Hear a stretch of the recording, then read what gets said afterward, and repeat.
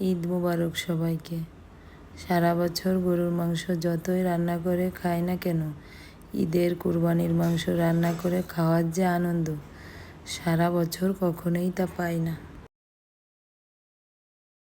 স্বাদের কথা আর কি বলবো, কোরবানির মাংসে যে টেস্ট পাওয়া যায় পুরো বছরের মাংসে পাওয়া অসম্ভব বলে আমার কাছে মনে হয়।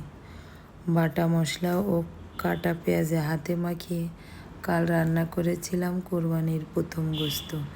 একটু বেশি করেই রান্না করি, কারণ আমি দেখেছি ছোটোবেলা থেকে আমাদের বাড়িতে এমন গোস্ত একটু বেশি করেই রান্না করা হয়, স্বাদ একদম অন্যরকম মাত্রায়।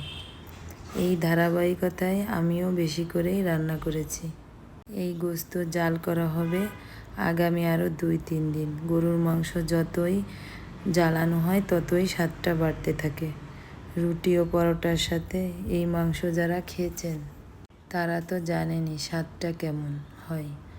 আমার বাসায় বেঁচে যাওয়া ঝোল দিয়ে আমি খিচুড়ি রান্না করি, যা আমাদের বাড়ির সবাই অনেক পছন্দ করে। এই তো গেল খাওয়া দাওয়ার অংশ। আমরা কুরবানির সাথে সাথে সবাই মনের পশুকেও কোরবানি দেই। আল্লাহ আমাদের সকলের কবুল করুক। খাওয়া দাওয়ার পাশাপাশি সকলের শারীরিক সুস্থতাও গুরুত্বপূর্ণ। গরমে ভারী খাবারের পাশাপাশি প্রচুর পানি ও বিশ্রামের প্রয়োজন। সবাইকে আবারও ঈদ মোবারক।